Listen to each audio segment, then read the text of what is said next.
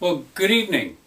And you're here today, Frank Marrero And Reither. Ed Reither, and we're at the Beezone recording studios, speaking with you, our viewer and listener, to the beginning series of the 7 stages of life as taught by Samraj, the great world teacher who has been incarnated into this world in 1939. And we have been students of Adida for many, many years. And in fact, our experience within the community has been Teachers. Right, we knew each other through teaching, and Adida taught us as teachers and directed us particularly to study these 7 stages, because to understand education you have to understand the developmental process. And that educational process took many years and is still going on, and we're not here to claim any kind of great wisdom of Adida's teaching. We are students of Adida and continually learn. But we have 25 years of experience working with children. Frank is presently a school teacher. And Ed was formerly a public school teacher as well. And I still do volunteer work in the schools.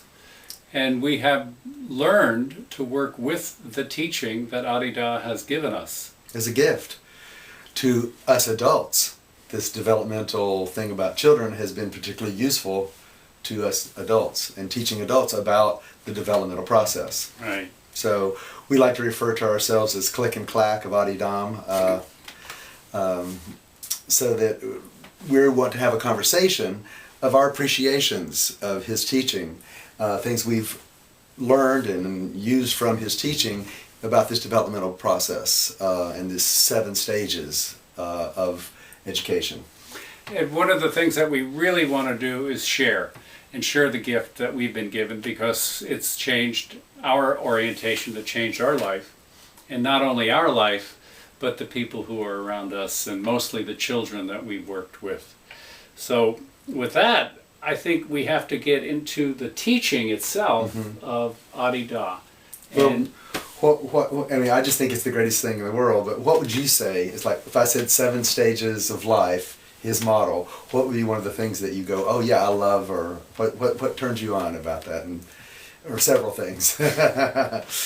Well, one of the things that, because I just didn't come into Adida from nowhere, I came into Adida from the tradition that I came from in terms of Buddhism and psychology, and was a student of philosophy in the Madhyamaka school, and attended Naropa and many other great universities, Berkeley and New York University. But what is most... what stands out? What is most a gift of Adida is his inclusive point of view, if you will. He embraces all traditions. He embraces all methods. He embraces all schools. That's right. And yet goes way beyond it. So if you really take a good look at Adida, and a lot of people only curiously come in and go out of Adida's teaching, but if you really invest yourself, and that's really the key for me in terms of investing yourself, Really study. Truly. To a real one-pointed consideration of his Dharma or his teaching, you will find whatever you're involved with, and you will find much more. So the embrace of the inclusive nature of Adida's wisdom teaching is true Mahayana, true big vehicle. True Mahayana, to the point of, as he says, infinity. A world basket. A world basket that's so inclusive. And that's why he's such a gift for anybody who really seriously looks at his word and actually who he is. Well, I'm with you there 1,000%. Thank you, beloved Adida. Because this gives us his 7 stages gives us a key, or a view in which to literally hold all the world's teachings and say them beautifully, each one and each and every one. One of the things I am struck with about the 7 stages is not just its developmental acuity or its nuanced descriptions of each of the stages, but that it is a 7th stage approach rather than a developmental approach. And by that I would critique our usual orientation of development is first we're this, and then we're a little higher, and then we're a little more refined, and then we're at this point, and you go up, up, up, up, up. And of course there is this developmental progression or larger and larger embrace, but his is about embrace, not up.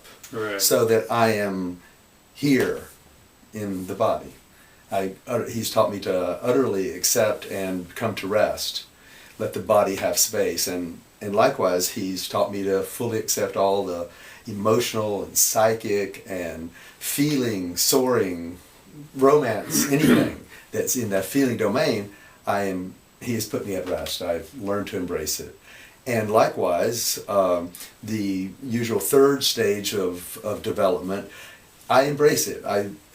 He has urged us to become focused and discriminative and thinking, mindful and willful. And I find myself not only here in the mind and intent, but here in the heart, here in creative raving, rapturous. And here in I embrace from a greater even point of view, peace, calm. That to me is one of the marked distinctions between Adida and many of the wisdom teachers that are out there today speaking about enlightenment or even education and working with children, is that it is about a embodiment. It's not about out and of the body. It's not up and out in the world of ideas. It's not up and out in the world of wherever. It's about embodiment. Right, embrace, embodiment, it's about that's right. Identifying first with this mortal frame. Letting the body be as it is, let emotions be as they are, but not just letting them be like we're always just passive. No, not at all. It's being itself, being them to the point of being itself. His great, it's an efficient and elegant way to understand development. And as I see it, he really actually brings the full measure of evolution into this world.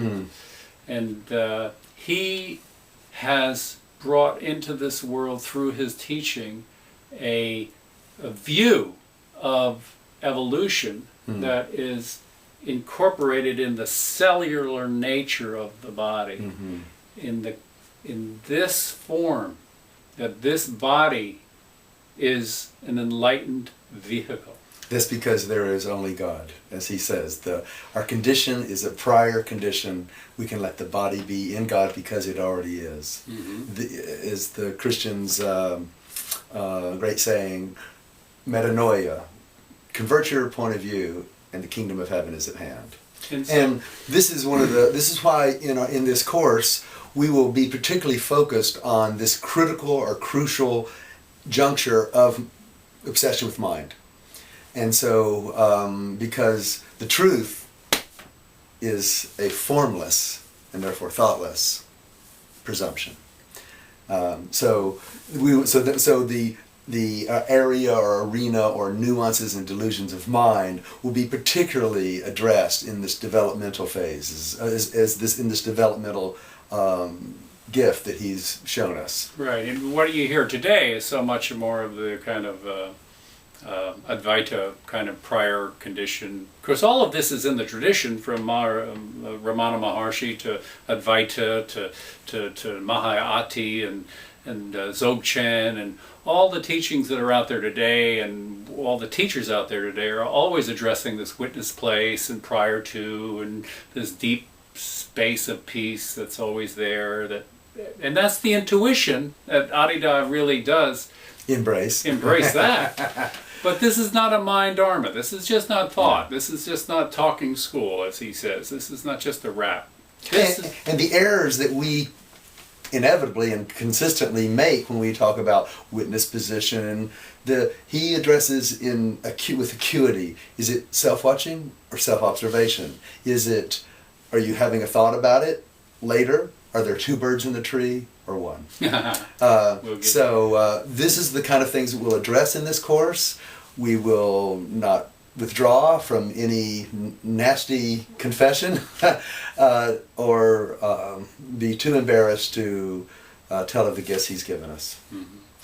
And a lot of this is not a passive kind of orientation where you're in these kinds of exalted states. This is an incarnated place where you must adapt to these levels of life. And these levels of life require action, require embrace. Practice. Embrace is more like bringing it on, not avoiding it, not throwing it away or putting it into a kind of not this, not that, not this, not that kind of negative kind of thing. It's an embrace of all of it.